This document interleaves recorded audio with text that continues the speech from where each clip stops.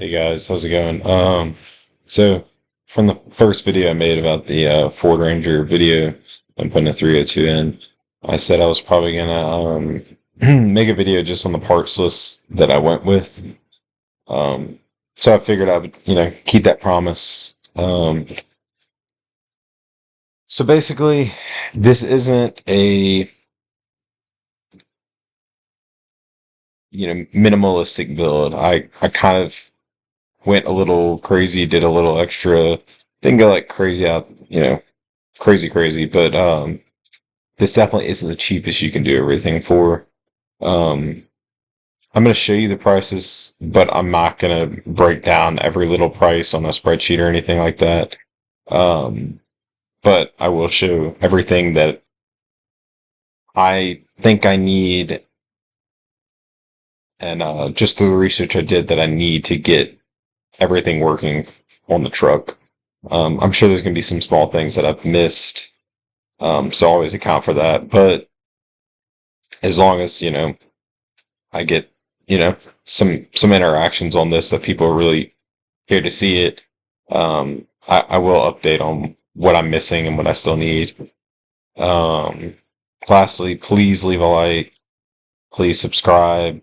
Um, right now, I mean, it doesn't really matter, but I would like to make a little something out of this. So um, I'm not going in any particular order, just going through my cart or my purchase history, just show what I've bought.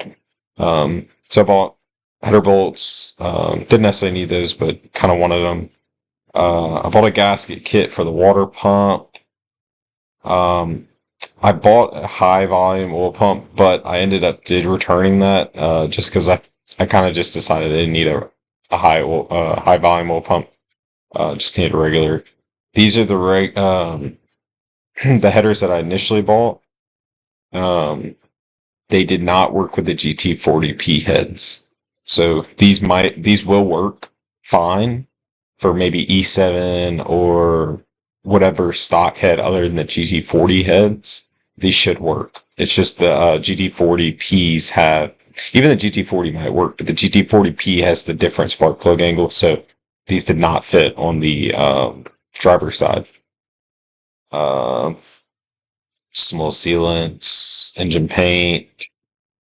I went with silver for the gray stuff, and then I did blue for the block, oil pan, stuff like that. Um, I was doing everything internal, getting everything nice, clean, um, honed, all that, new ring. So I opted to get the break-in oil. I don't know if it's necessary, but I kind of didn't want to cut any corners and just I wanted to do everything right. So I got a wideband sensor just to make sure everything's running top notch. I can tune it. I'm new to carburetor, so I've never done any of it. So I just want to make sure I can see what I'm actually doing and understand it. I got a flex hone, but I ended up returning it. I ended up just deciding to bring the block to an engine shop. Um, it was just a decision I made just to let the engine builder do the short block. They just have a lot more knowledge and see this stuff every day. Um, and like I said, this isn't so much a cheap build. Um, so I kind of hit that point where I was like, do I really want to risk doing it myself just to save a little money? And so I ended up just getting a shop to do it. These are Chick Flow valve springs, upgrade for the GT40P heads. I did end up bringing the heads to the shop too, and I'm glad I did because if I would have just put these in and not done the measurements right and stuff like that, um, I would have messed something up. I forgot what he said, but there was something he had to reshim or do something to get the height that I need for the cam. Uh, you don't need this. I got it because I don't know. I just decided to get it. More pump primer, not necessary, but I'd rather just have the tool, just use it. Went with the Edelbrock Pro High Flow Series air cleaner. Just like the color of it. I don't think there's any reason you definitely need to go with this one. There's plenty of good air cleaners out there. I went with an altimeter tachometer. I'm gonna be running MSD, and I found this one hooks up really easy with it. I have seen some swaps be able to use the stock gauges. I might try to use a stock gauge. I'm not really sure. My stock gauge goes 6,000. I'll be revving it up to 6,200. So I mean, it's not that big a deal that it's only to 6K, but I'm not sure. I think that's just one of the things I think I need. I'm not quite positive, but I got it just to make sure I had it. Exhaust turn downs, exhaust flow tubes to hook up to the turn downs from the Flowmasters, or the flow tubes are before the mufflers, I think, and then the flow tubes. I got a gasket kit. I think the water pump stuff comes with this gasket kit, but initially I thought I was going to be picking up a gasket kit somewhere else, but I just decided to get it on Summit. So I doubled up on that a little bit. Not that big a deal. Fuel injection hose clamps. I think these should work. Like I said, I've never done a lot of this. So if something doesn't work, I'm gonna let you know. But I think these will work with the hose that I have. Just some little fuel clips, some hose fittings, just connect stuff from the see, what am I thinking of? From the pressure regulator, just to hook up the hose and all that.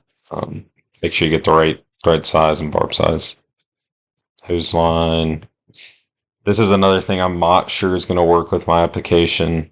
I don't know if I'm now that I'm thinking about it, I really don't think this is going to work in my application just because I don't think the linkage is right, like in the truck. But we'll see. If it works, it works. If it doesn't, I'll have to figure something else out.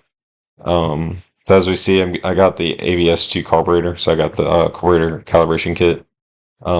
People just recommend it, just fine tune it. They're pretty good out the box, but just make sure everything's good. Simile lube. I got these little cheap gauges, oil pressure, voltage, and I think that's engine temp. Just I didn't want to spend a ton on the gauges right now, so these should work. $62, you can't really get much cheaper than that for 3 gauges. So the ABS2, I ended up going Edelbrock just because I'm going to be daily driving this truck a good bit. So it's going to be daily driven and also raced. Just autocross, nothing too crazy, not dragging, none of that. But Holly had some, little things that I was like, I don't know if I really want that on a daily driver, that I think Edelbrock does better. I'm not that knowledgeable about both of them, so I'm not really going to skew you either way, but I went with Edelbrock because I thought people said it's better for daily driving, of course. Here's the shorty headers, BBKs that work with GT40P heads. There really is not much on the market that is affordable that works with the GT40P heads. So these are the ones that I found that were in the price range that I wanted to spend. So I'm going with the M5R2, which comes out of F150. So this is just a rebuild kit for that. Little water neck, spark plug wires, Edelbrock. So I got the air gap intake. Like I said, I probably could have found something cheaper, but I wanted to get something that's going to make decent power. So I got something that's going to flow pretty decent. So this is going to flow a little bit better than the normal Performer RPM manifold. Here's the normal oil pump that I got. Universal electric fuel pump. Like I said, I don't know much about how this is gonna work, but from what I saw, this should work fine. Should be plenty enough for. I think it's up to like 4 or 500 horsepower, which this motor's not going to be there. So, um, well, it might be like 100, but I doubt that too. Even at the crank, it might. 6AL. I just really want to control. Well, I have an MSD distributor that my dad's given me, and I really wanted to just control the RPM and the limiter. So I got this one. You can do all that with it. Other than that, that's the only reason why went with the MSD, is just to have a good limiter. I got an extra fuel filter just because I think can't really have enough filtering. I mean, I guess you can. You have too much, but I want to make sure I had enough. Little jug, fuel pressure gauge to control, to connect with that to see what I need to send it to. Head bolts. So that's another thing I wasn't super positive how I'm going to get to work. This is a electric fan relay kit. I'm hoping just to. I have a fan that I got from a Mustang that I had. I had a 2010 V6 Mustang, and I bought a new fan before it broke down, and so I had a fan laying around that I'm gonna just see if I can get to work. If it works, cool. If it not, I'm sure I can find a universal fan that will work fine. Camshaft thrust plate. I don't think you really need that, but I just got a new one because I was getting new cam and timing stuff. Timing chain, just get a new one of those. I mean, yeah, if you're getting in the motor, just replace that. There's no reason not to. The motor that I had a little downspout for the oil filter, and it sat lower. I'm getting rid of that, so that's what this little thing is. Rated piece. I'm gonna use these as air vents. I ended up getting a PCV valve. So I'm gonna do the PCV valve. I think I'm gonna probably go PCV valve into a catch can. So from what I saw, if you're building a motor, make sure you do this right. It is very important for the life of the motor. Boot protectors, more paint. That came with the Edelbrock. I got a rear main seal. There's the PCV valve, assembly lube, and that's it from Summit. And then with the Explorer motor, you'll be able to hook up everything like AC wise to the Ranger, but to get the M5 R2 transmission that came out of a F-150 to work, I did buy a new slave cylinder. I've never worked on a manual transmission, so this is going to be something new. I know they're relatively easier, but just replacing all this stuff and putting it in and making it work and bleeding it, and it's all new. So I don't know if I have everything. I think I have everything for the clutch, for the transmission, but yeah, I mean, just gotta figure it out as I go. I got a new radiator. Got this, Mercury Mountaineer. So as you can see, some stuff came from F-150, some stuff came from Mountaineer for the motor, coolant hoses, all that. Some new water pump studs because mine are rusted. Release bearing, clutch fork. Yep. Big thing, starter. You have a starter for the F-150, and I got a water pump too, just because mine was pretty bad. All right, going on to connect to the Flowmasters. I got an X pipe from LAR Performance, Catalyst down X pipe, stainless steel. Make sure you get it for the shorty headers. And then another thing that I just did not think about for a while is that I needed this plate for the transmission. I have searched all over. I think this is the right plate. So, obviously I'm going to double check, but I have everything. I just haven't, the motor's getting back from the engine shop. I'm getting it Tuesday. It's done, but I'm picking it up Tuesday. So I just have not pieced any of this together just to see if it's going to work. But I do believe, I really hope it works because it is a pain to find these shields, these plates, because it's going to space the fly. I don't know so much the flywheel, but it's going to place the clutch and all that. So the spacing needs to be right.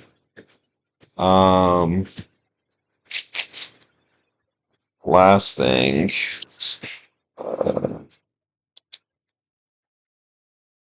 Anderson.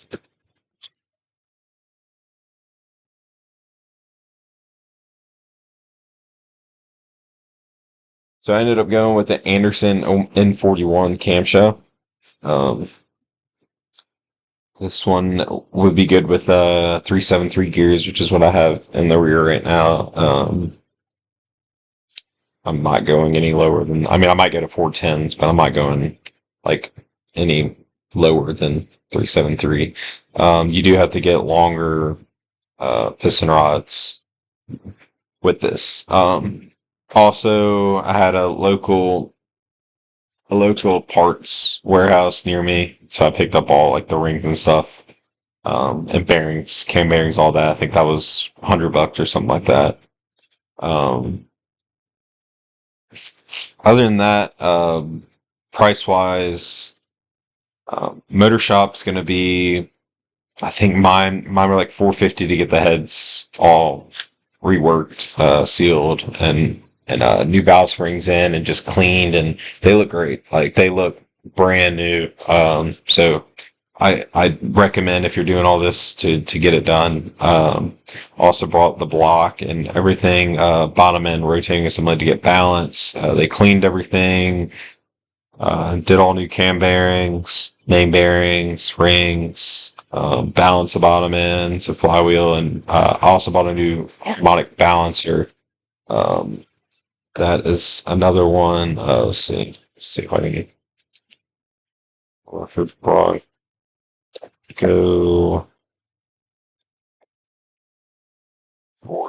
302 harmonic balancer maybe. Let's see if I can find it.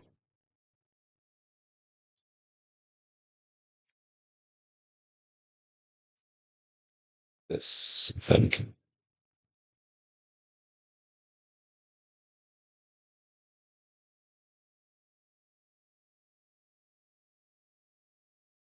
So I don't know if this is the exact right one, but I think this is the website. Basically, they have a pulley and a harmonic balancer that works with the Explorer accessories. So you get an aftermarket. Basically, you get an aftermarket harmonic balancer, and I bought the pulley that's spaced out for it. Other than that, I think that's everything. The assembly, rotating assembly, all that balance clean, that was $850. So yeah, definitely I would just budget for some of that because if you're gonna do all new rings and stuff, I just recommend just getting a shop just to do it. Get it done right. Hopefully we don't have to worry about it. I'm sure I could have done it. I know I could have done it. But I just, at the end of the day, I like the insurance of knowing that they did it. So yeah, that's it. That's it on the parts. I don't think I'm missing anything. I did buy it. Yeah, I told you I bought the transition, but got that up from my buddy. But other than that, I'm gonna update y'all on the motor build and just getting everything put together. I'm hoping Tuesday or Wednesday I can start pulling the old 2.3 liter motor out of the Ranger, get that all gutted in there, and just ready for the motor to go in once that's done. I'm not really in a rush to do this. I'm trying to get everything done right, but yeah, that is it. Hopefully I didn't ramble too much or talk too quick. Definitely new to this, so if you have any questions, just drop them down in the comments. I'll try to answer them. Well, I will answer them. I just don't know when I'll get to them. But once again, thank y'all. I'm doing this just to help people in the future, trying to get full cut, start to finish, everything you need. I'm not really going into detail in every single video on how to do it, but yeah, I want to give y'all a little more information in one place rather than having to find everything. So, all right, well, y'all have a blessed day, and thank y'all.